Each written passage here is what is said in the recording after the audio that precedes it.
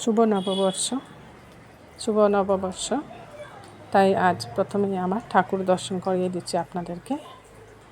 আমার ঠাকুর ঘরে এখানে শিব ঠাকুর, প্রথমে দেখিয়েছি লক্ষ্মী ঠাকুর। প্রথমে ঘুম থেকে উঠে স্নান টান সেরে নববর্ষের দিন ঠাকুরের পূজাটা করে নিলাম। এটা হচ্ছে আমার ঠাকুরের সিংহাসন। এখানে শ্রী শ্রী ঠাকুর রামকৃষ্ণ, শ্রী মা, স্বামীজি, আমার গুরুদেব, আর আছেন আমার বাবা, মা, সবার গুরুদেব আছেন আসনে। পাশে লক্ষ্মী, সরস্বতী, সবাইকেই আসনে প্রতিষ্ঠিত করেছি। তারপর চলে যাচ্ছি নববর্ষ উপলক্ষে যে মেনুগুলো সাজিয়েছি সেগুলো বানাতে। নববর্ষের যে মেনুগুলো আমি সাজিয়েছি এক এক করে সবগুলো আপনাদের সাথে শেয়ার করছি। বানিয়েছি ফ্রাইড রাইস, মাংস, আর এখানে চিলি ফিশ, ডাল, মাছের ডিমের বড়া। প্রথমেই মাংসটা রেডি করে নিচ্ছি। এখানে মুরগির মাংস নিয়েছি আমি, ধুয়ে কেটে পরিষ্কার করে এক এক করে সব মশলা এগুলো দিয়ে দিচ্ছি মাংসের মধ্যে। প্রথমেই দিয়েছি হলুদের গুঁড়া, ধনে গুঁড়া, জিরে গুঁড়া, সব গুঁড়া মশলাগুলোই এক এক করে প্রথমে দিয়ে দিচ্ছি। তারপর দিচ্ছি এখানে লাল লঙ্কার গুঁড়া একটু বেশি দিচ্ছি। মাংস রেসিপি একটু ঝাল ঝাল হলে ভালো লাগে, আর কালারটা একটু রেড হলে দেখতেও ভালো লাগে, তাই লাল লঙ্কার গুঁড়াটা বেশি দিয়েছি। আর দিয়ে দিচ্ছি এখানে সরষের তেল, কেটে রাখা পেঁয়াজ দিয়ে দিচ্ছি। কিছুটা পেঁয়াজ এখানে কাঁচা ব্যবহার করছি আমি, আর কিছুটা পেঁয়াজ মিক্সিতে পেস্ট করে নিয়েছি রসুনের সাথে। দিয়ে দিচ্ছি বেশ কিছু পরিমাণে আদা কুচি।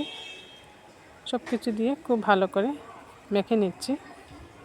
প্রথমেই চিকেনটাকে ভালো করে মেখে ম্যারিনেট করে রাখছি। ওদিকে গ্যাস জ্বালিয়ে চিকেনের জন্য আলু কেটেছিলাম, লবণ হলুদ দিয়ে মেখে আলুগুলো ভেজে নিচ্ছি। সরষের তেলেই রেসিপিটা বানাচ্ছি। আরেকটা গ্যাসে বসিয়ে দিচ্ছি অন্য একটা কড়াই, এর মধ্যে বানাচ্ছি চিলি ফিশ।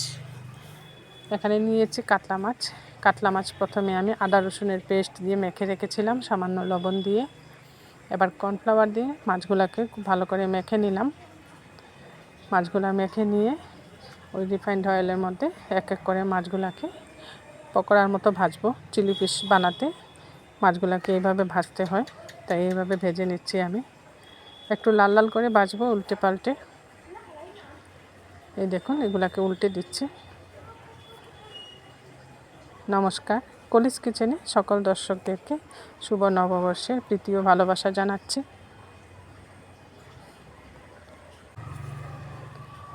মাছগুলোকে এইভাবে ভেজে নিচ্ছি। এক পিঠ হয়ে যাওয়ার পর অন্য পিঠটা উল্টে দিচ্ছি। এইভাবে লাল করে ভাজলে মাছের গায়ে যে কর্নফ্লাওয়ারের কোটটা দিয়েছি এটা খুব সুন্দর ভাজা হয়। আলুগুলা ভাজা হয়ে গেছে, আলুগুলা নামিয়ে নিচ্ছে একটা পাত্রে। আর দুইটা গ্যাসেই রান্না বসিয়েছি, নববর্ষের রান্না, তাই একটু তাড়া ছিল। আমি দুইটা গ্যাসেই একসাথে রান্নাটা বসিয়েছি। আলু ভাজার ওই তেলের মধ্যে দিয়ে দিলাম ফোড়ন, গরম মশলা, গোটা গরম মশলা এখানে দিয়েছি দারচিনি, এলাচি, আর দিয়েছি কুচিয়ে রাখা বেশ কিছুটা পেঁয়াজ। ওইদিকে ফোড়নগুলো ভাজা হচ্ছে, ওইদিকে মাছগুলো দেখুন এইভাবে কুড়মুড়ে করে ভেজে নিয়েছি। চিলি ফিশের জন্য মাছগুলো নামিয়ে নিলাম। এদিকে পেঁয়াজের সাথে যে ফোড়নটা দিয়েছিলাম গরম মশলা, এটাকেও একবার নাড়াচাড়া করে দিয়েছি। চিলি ফিশের যে বাকি মাছগুলো এগুলো এখন দিয়ে দিচ্ছি। মাছ একটু বেশি ছিল তাই দুইবারে আমি মাছগুলো ভাজছি। এগুলাকেও ঠিক আগের মতো লাল লাল করে ভেজে নিচ্ছি।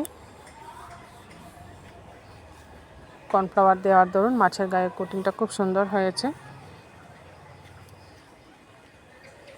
এদিকে পেঁয়াজ আর ফোড়নটা খুব ভালো করে ভাজা হয়ে গেছে মাংসের জন্য। এবার পেস্ট করে রাখা কাঁচা লঙ্কা, টমেটো এটা দিয়ে দিলাম। আর চিলি ফিশগুলো ভাজা হয়ে গেছে, এগুলো নামিয়ে নিচ্ছি। এবার একটা বাটির মধ্যে আমি 2 রকমের সস নিয়ে নিচ্ছি চিলি ফিশের জন্য। আমি সাধারণত 2 রকম সস দিয়ে চিলি ফিশ বানিয়ে থাকি। প্রথমেই দিয়ে দিলাম টমেটো সস বা টমেটো কেচাপ। টমেটো কেচাপটা একটু বেশি পরিমাণে দিয়েছি। তারপর দিয়েছি এর মধ্যে সয়া সসটা বড় চামচের 1 চামচ হবে দিয়ে ভালো করে মিশিয়ে রেখেছি। ওইদিকে যে মাছটা ভেজে নিয়েছিলাম ওই তেলের মধ্যে ক্যাপসিকাম আর পেঁয়াজটা ভেজে নিচ্ছি। আর মাংসের মশলাটাও খুব ভালো করে কষানো হয়ে গেছে। ম্যারিনেট করে রাখা চিকেনটা এখন দিয়ে দিলাম। ম্যারিনেট করে রাখা চিকেনটা দিয়ে খুব ভালো করে নাড়াচাড়া করে নিচ্ছি। চিকেনটা কিন্তু একটু সময় নিয়ে কষাতে হবে। আর এর মধ্যে কাশ্মীরি লাল লঙ্কার গুঁড়া দিয়েছি, এর জন্য কালারটাও একটু রেড হবে, ভালো লাগবে দেখতে। চিলি ফিশের জন্য ক্যাপসিকাম আর পেঁয়াজের মধ্যে সামান্য লবণ দিয়ে দিলাম, যেহেতু ভাজার মধ্যে লবণ না দিলে লবণটা এর মধ্যে যাবে না। চিকেনের মধ্যেও পরিমাণ মতো লবণটা দিয়ে দিয়েছি। চিকেনটাকে কিছুক্ষণ কষিয়ে নেওয়ার পর আমি লবণটা দিয়েছি, এতে করে চিকেন থেকে জলটা কম বেরোবে, কষাতে সুবিধে হবে।